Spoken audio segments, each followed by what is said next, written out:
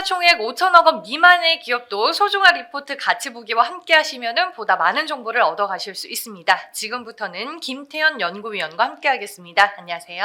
안녕하세요. 네, 오늘 이제 소개해 주실 기업이 웅진 싱크빅인데 네, 맞습니다. 저에게도 너무나 친숙한 기업입니다. 그쵸. 예. 학습지와 전집 도서. 맞습니다.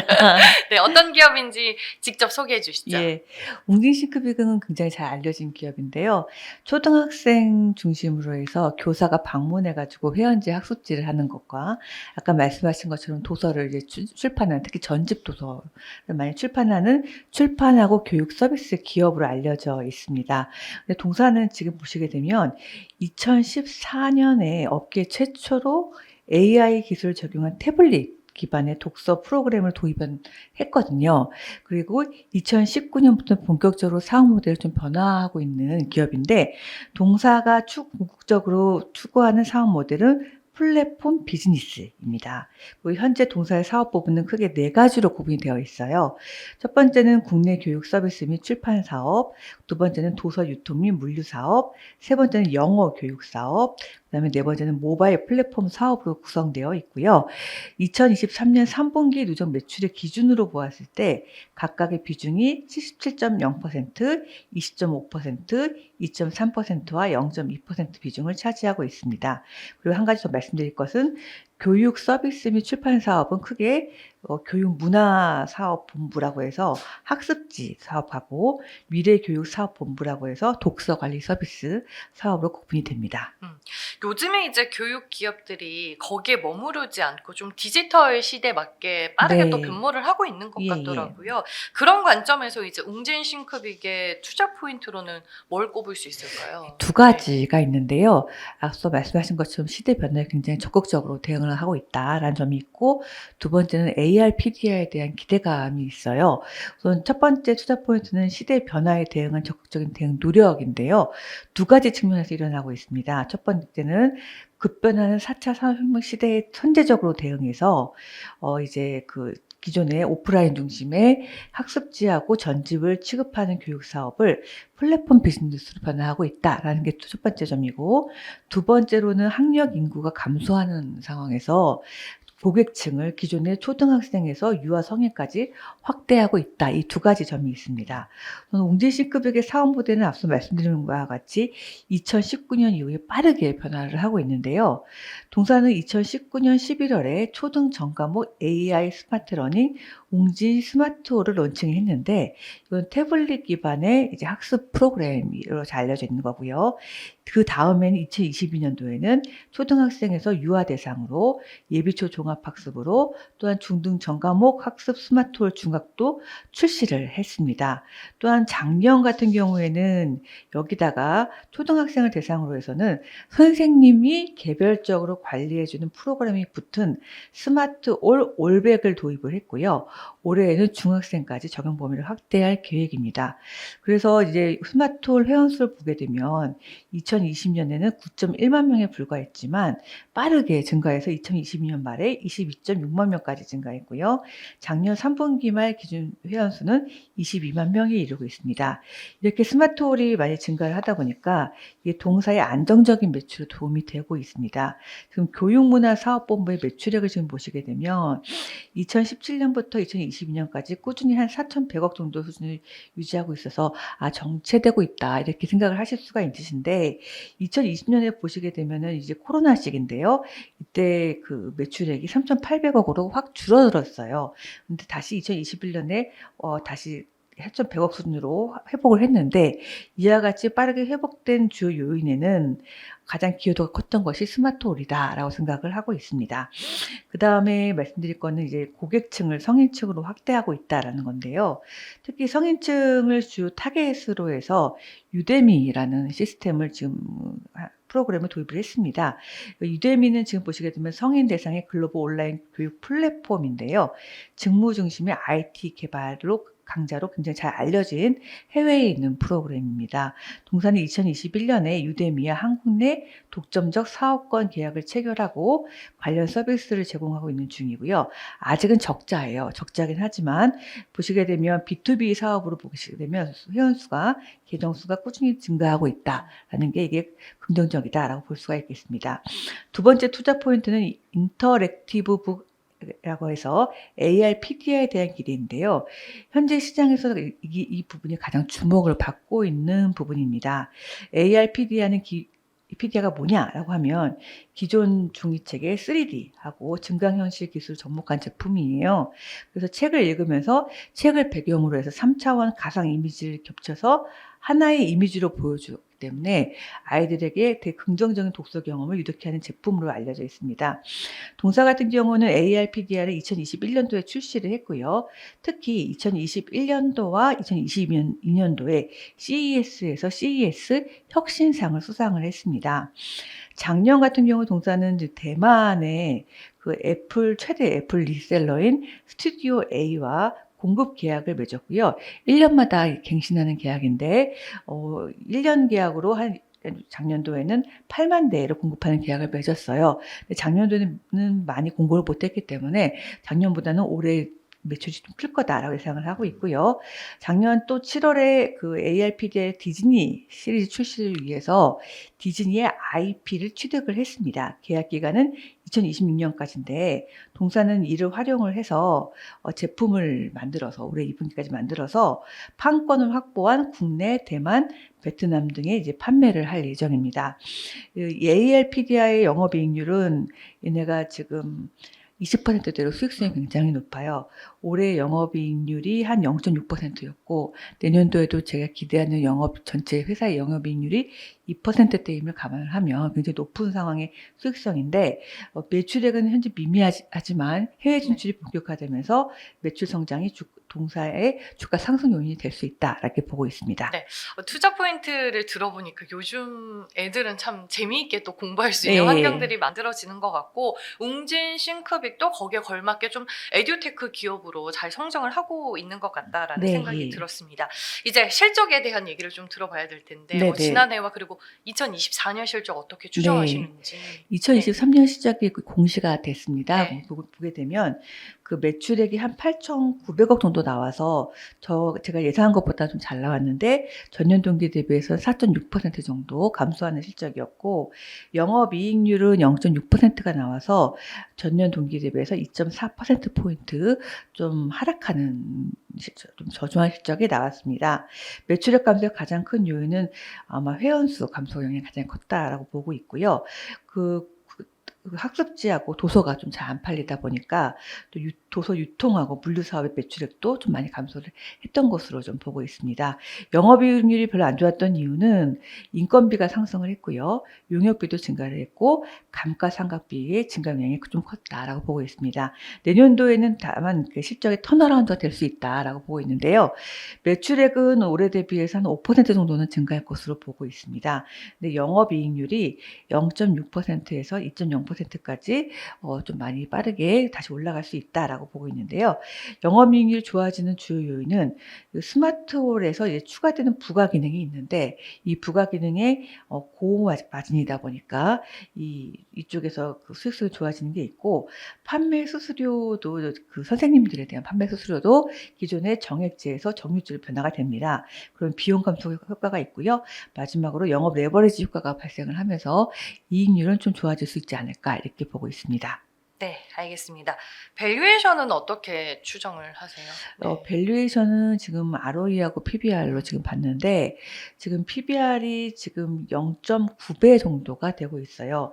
지금 보시게 되면 동사의 PBR 밴드가 0.6배에서 1.6배 사이에서 움직였다는 것을 감안을 하면 현재 주가는 밴드의 하단에 위치해 있다라고 보고 있고요. ROE 개선이 좀 이루어진다라고 하면 PBR도 좀 올라갈 수 있지 않을까 이렇게 보고 있습니다. 네. 마지막으로 리스크 요인을 또 따져봐야 될 텐데 네. 요즘 이제 한국 사회가 저출산이 맞아요. 또 계속 문제가 되고 있는데 네네. 이런 영향은 없을지 좀 리스크 요인은 어떻게 보시나요? 잘 지적해 주신 것처럼 학령 인구가 계속 감소를 하고 있습니다. 그 감소 폭도 굉장히 큰데요. 그 2020년에 270만 명이었던 초등학생이 2035년이 되면 137만 명, 거의 50% 정도 감소가 전망이 되고 있고요. 중학생도 137만 명에서 77만 명으로 43% 감소할 것으로 보고 있습니다. 이에 따라서 동사의 주 타겟층, 고객 타겟층이 아무래도 감소를 하다 보니까 동사의 매출액도 역시 마찬가지로 감소될 수 있다. 이 우려가 동사 주가의 리스크 요인으로 작용할 수 있다. 이렇게 보고 있습니다. 네, 알겠습니다. 리스크 요인까지 저희가 꼼꼼하게 따져봤습니다.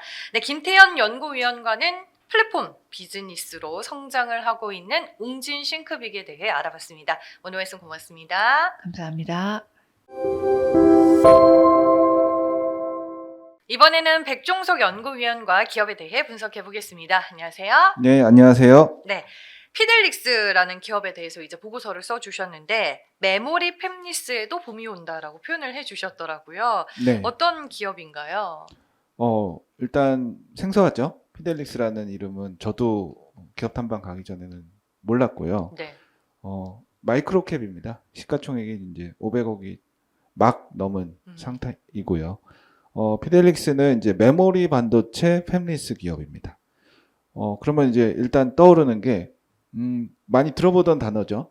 예, 메모리는 이제 잘 아실 거고, 메모리는 디램 랜드를 의미합니다. 그리고 이제 팹리스라고 그러면 이제 요즘 투자자들이 이제 많이 이제 적응이 되셔서 팹리스 그러면 공장이 없이 설계만 하는 기업, 그 정도는 이미 알고 계십니다. 네. 근데 이제 조금 다른 점은 일반적으로 우리가 팹리스 기업 그러면은 비메모리 기업 위주입니다.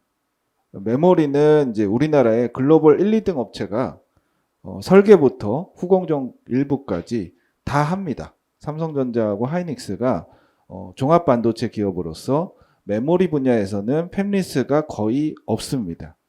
그리고 경쟁력 자체가 1, 2등 글로벌 기업이 있는 상황이고요. 근데 자세히 보면은 메모리에도 팹리스가 있다는 거죠. 그래서 상장사 중에 제주반도체와 피델릭스가 메모리 분야에서 팹리스 기업이다. 일단 그렇게 인지를 하시면 되겠고요. 조금 더 들어가 보면 피델릭스는 이제 1990년도에 설립된 기업이고 2006년부터 반도체 사업을 영위를 했습니다. 매출 비중으로 보면은 MCP가 70%로 대부분이고요. 그리고 D램 16%, 낸드 9%, 노어 플래시 5% 정도로 구분이 되고 있습니다. MCP라는 것은 이제 뒤에도 말씀드리겠지만 멀티칩 패키지. 그래서 묶음 칩으로 묶어서 판매를 하는 것을 의미합니다. 보통 D램하고 낸드를 묶죠. 그 이상의 비메모리까지도 묶기도 하지만은 일단 이 기업은 D램하고 낸드를 묶어서 판매한다. 그게 MCP다. 이렇게 이해하시면 되겠습니다. 이 기업은 조금 특이한 게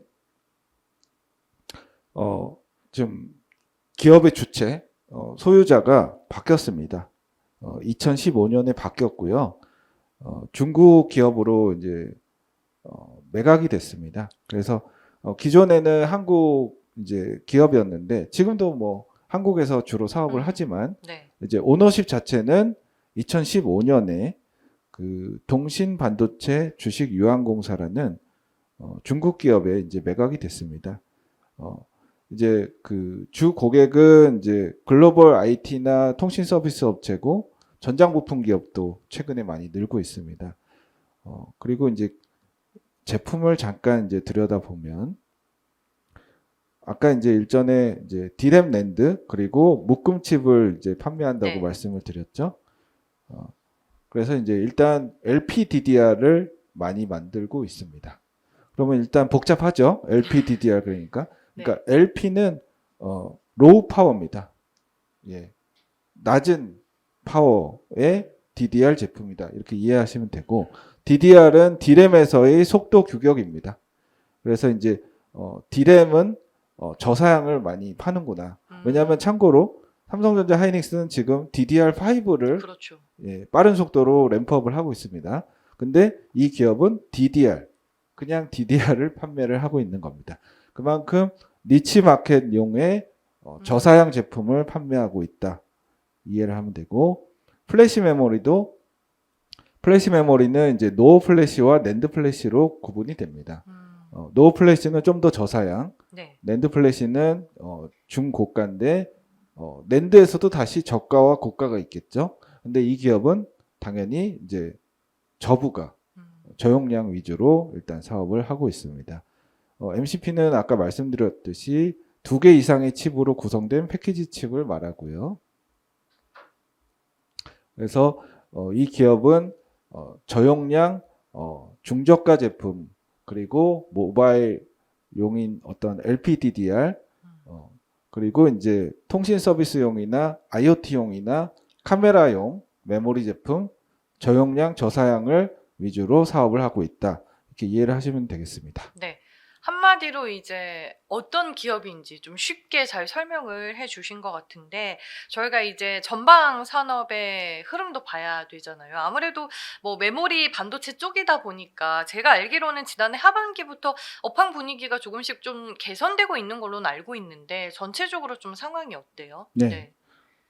일단 미국 반도체 산업협회에 따르면은 전체 반도체 글로벌 매출액은 2023년에 전년 대비 9.4% 감소를 했다가 24년에는 13% 증가할 걸로 보고 있습니다. 그 안에서 이제 메모리 산업은 말씀하신 대로 온기가 좀 오고 있죠. 작년 네. 하반기부터. 고정가 기준으로는 4분기부터 가격 상승이 시작이 됐습니다. 한국의 삼성전자 하이닉스는 반도체 사업부가 3분기부터 이제 실적 개선이 시작이 됐고요. 그것은 이제 제품 믹스 때문이고, 그 믹스는 HBM이라는 어떤 고사양 제품 때문에이고요. 다만 이제 지금 피델릭스하고는 일단은 그거와는 상관이 없습니다. 네. 예, 고사양 제품을 하지 않기 때문에 그렇죠. 네. 니치 마켓을 저사양으로 공략하는 시장을 기업이라고 이해를 하시면 되겠습니다.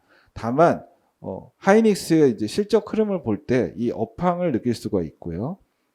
제가 이제 글에도 써놨지만은 4분기 이 리포트 내는 1월 초만 해도 적자를 꽤 줄여서 하이닉스 기준으로 4분기 영업이익은 마이너스 1,000억 정도에서 마이너스 3,000억 사이로 확연히 주는 적자가 주는 무드를 생각했는데 서프라이즈가 났습니다. 네. 하이닉스가 3,460억이라는 흑자를 조기에 이제 4분기에 냈고요.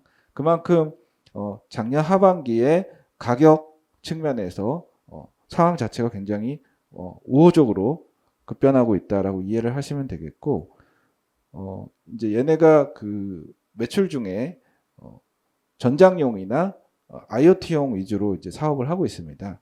그러니까 종합반도체 기업 같은 경우는 삼성전자 하이닉스가 서버나 모바일용 위주로 하죠. 그러니까 아예 이제 목표 시장 자체가 다르다라고 네. 이해를 하셔야 될 것 같습니다. 그래서 얘네는 이제 통신 서비스, 흔히 말해서 기지국이나 관련 장비에 들어가는 저사양 메모리를 많이 하는데, 그런 거를 이제 보통 이제 넓게 봐서 엣지 디바이스라고 합니다. 그러니까 엣지 디바이스는 카메라나 기지국, 그리고 IoT 기기, 가전제품, 그리고 엣지 디바이스를 이제 자동차용으로도 얘기를 할 수 있습니다. 굉장히 이제 광의의 개념이고, 엣지 디바이스가 성장할 때 이 기업은 같이 성장할 수가 있다. 그렇게 이해를 하셔야 합니다. 엣지 디바이스란 네트워크에 연결된 장치 중에 데이터 처리, 저장, 분석을 수행하는 장치를 말합니다. 일단 듣기만 해도 이제 조금 넓죠. 예. 그래서 엣지 디바이스가 성장할 때 거기에 들어가는 중저가 사양의 반도체 제품을 많이 판매할 수 있다. 그런데 지금 이제 AI 카메라 등 카메라, 보안 카메라도 성장, 그리고 IoT 기기들 성장 이렇게 하고 있기 때문에 여기 보면은 이제 시장 조사 기관에서 이제 2020년부터 27년까지 글로벌 엣지 컴퓨팅 시장 규모가 37% 성장을 기록할 것이다라고 전망을 해주고 있습니다. 네. 그래서 이런 이제 전방 산업의 우호적인 분위기 속에서 동기업은 이제 성장할 수 있는 가능성이 높다라고 이해를 하시면 되겠습니다. 네. 메모리 반도체 업황과 더불어 이제 엣지 디바이스 시장이 어떻게 흘러가고 있는지에 대해서 얘기를 해주셨습니다. 그러면 이제 피델릭스가 주로 하고 있는 전장용 쪽이나 IoT를 기반으로 좀 투자 포인트는 어떻게 봐야 될까요? 네. 네. 투자 포인트 두 가지 간단하게 말씀드릴게요. 첫 번째는 이제 전장용 메모리 수요가 증가한다는 것입니다. 지금 이 기업은 국내 매출이 이제 30% 후반으로 많고요. 그것은 20년부터 꾸준히 증가하고 있어요. 근데 이제 특정 기업인데 업체명은 기업에서 조금 보안상 얘기를 하지 말라고 그랬는데 힌트를 드리면은 네. 그 국내 가장 큰 완성차 기업의 부품 계열사에 납품을 많이 하고 있습니다. 네. 예, 거기서 이제 전장용을 필요로 해서 근데 이제 아시겠지만은 자동차에도 메모리가 들어가고 향후에는 그 메모리의 탑재량이 늘 것입니다. 왜냐하면 전장화 되면은 좀 더 많이 필요하기 때문에 그래서 국내 완성차 대기업의 부품 계열사에 납품을 많이 하고 있다. 그것이 단기적인 트렌드가 아니기 때문에 중장기적으로 같이 성장할 거라고 기대를 하고 있고요. 네. 두 번째 투자 포인트는 이제 각종 IoT 기기용 메모리 수요가 증가한다는 것입니다. 이것은 이제 굉장히 많은 이제 디바이스들이 있어요. 그래서 이제 그래서 말씀드린 거는 주로 스마트홈 위주로 얘기를 했지만 그 외에도 포스 단말기라든가 이제 5G, 6G 네트워크 같은 거에도 지속적으로 메모리가 들어갑니다. 그래서 이제 가정용 스마트홈 시장이 이제 성장하고 있고요. 삼성전자, LG전자가 지금 신축 아파트 위주로 스마트홈 이제 설비 구축을 많이 해주고 있습니다. 그리고 이제 뿐만 아니라 한국토지주택공사 같은 공공기업조차도 공공임대주택에도 스마트홈을 구현을 많이 하고 있습니다. 그래서 이제 저처럼 이제 구축 아파트에 살면 실감이 안 나는데 신축에 살면은 이제 스마트홈 체제가 굉장히 잘 맞아요. 갖춰지고 있는 상황이고 그렇게 갖추어질 때는 당연히 메모리 부품도 같이 증가할 수 있다라고 이해하시면 되겠습니다. 네. 전장용 메모리 그리고 IoT 기기용 메모리 수요가 좀 증가할 수밖에 없는 구조적인 트렌드가 진행이 되고 있기 때문에 피델릭스를 필요로 하는 부분이 또 많아질 것 같다라는 생각이 듭니다. 이제 실적으로 넘어가 보겠습니다. 지난해 실적은 어떻게 정리해 볼 수 있고 올해 실적은 어떻게 또 전망하시나요? 네. 3분기 누적으로 네. 매출액이 400억, 영업이익이 마이너스 3억이었습니다. 작년 하반기부터 업황이 좋아지기 시작했기 때문에 작년 상큐까지는 실적이 좀 안 좋죠. 재작년 대비는. 네. 그런 상황이었고 연간으로는 저는 한 영업이익 1억 정도로 그냥 끝날 거라고 생각했는데 요 리포트 이후에 이제 실적 공시가 됐고 7억 정도로 영업이익이 제 기대치는 좀 상회했습니다. 중요한 거는 2024년이죠. 2024년은 예상하시겠지만은 이제 조금 좋아질 것 같습니다.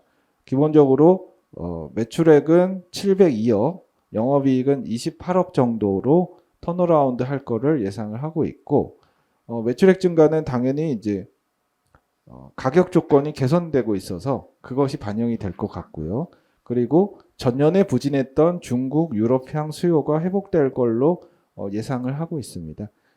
그런 측면에서 영업이익도 28억 정도로 연매출 700억 내외를 달성할 시에는 5% 내외 영업이익률은 이전에도 가능했고 그 정도는 가능한 체력인 회사입니다. 그래서 그렇게 예상을 하고 있습니다. 네, 알겠습니다. 시장 대비 밸류에이션 수준은 어떻게 보고 계세요? 네. 일단 제주반도체랑 유사한 회사예요. 네. 그래서 제주반도체는 이제 기억하시는 분들은 아시겠지만 최근 이제 굉장히 핫한 기업입니다. 맞아요. 온디바이스 AI의 대표적인 이제 수혜주 가능성이 언급되면서 주가가 정말 폭등하고 있습니다. 근데 기본적으로 제주반도체와 이 회사를 보면은 일단 제주반도체가 매출이 훨씬 많고요. 영업이익률이 작년 상큐 누적 기준으로 12%대입니다. 우수하다는 거죠. 이 기업보다는 우수하기 때문에 피델릭스보다는 조금 더 시장의 각광을 받고 있습니다. 네. 그리고 이제 피어로 언급한 이제 텔레치스나 LX 세미콘 같은 경우는 비메모리 팹리스 기업으로 이 업종에 대한 기대감이 높기 때문에 일단 멀티플 할증을 받고 있습니다. 근데 이제 피델릭스도 좀 기대가 되는 측면은 아시겠지만은 이제 2024년에는 업종이 이제 턴어라운드 하고요. 이 기업도 실적이 늘잖아요.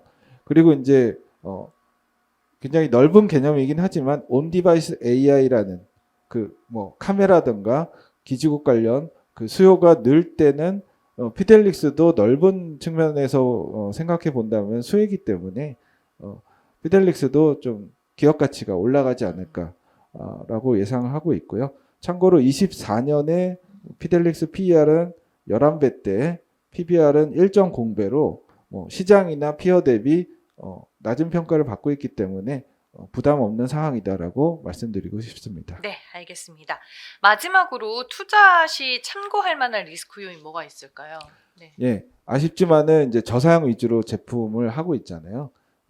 그래서 이제 그런 것들이 이제 멀티플의 반영이 좀 잘 안 되고 있습니다. 그렇다면은 기업도 알고 있죠. 좋은 이제 제품, 고가의 제품을 내야 될 거고요. 지금 이제 DDR3라던가 LPDDR4X 같은 이제 신제품을 이제 연구 개발하고 있습니다. 그런 것들이 좋은 결과를 낸다면은 향후에 기업 가치 상승에 도움이 될 거라고 보고 있고요. 그리고 이제 매출이 한 500억대에서 700억대에서 좀 계속 약간 정체되고 있습니다. 연매출이 늘어야 되고요. 거기에 대한 솔루션으로 이제 제가 생각해 본다면은 고객 및 신제품을 확대하고 그리고 얘네의 매출 형태 중에 아까 MCP를 말씀드렸는데 다양한 조합의 MCP를 더 확판을 해야 되겠습니다. 좀 더 적극적인 시장 대응이 좀 필요할 것 같습니다. 네, 알겠습니다. 메모리 팹리스 기업 피델릭스에 대해서 알아봤고요. 백종석 연구위원과 이 시간 함께했습니다. 고맙습니다. 네, 감사합니다.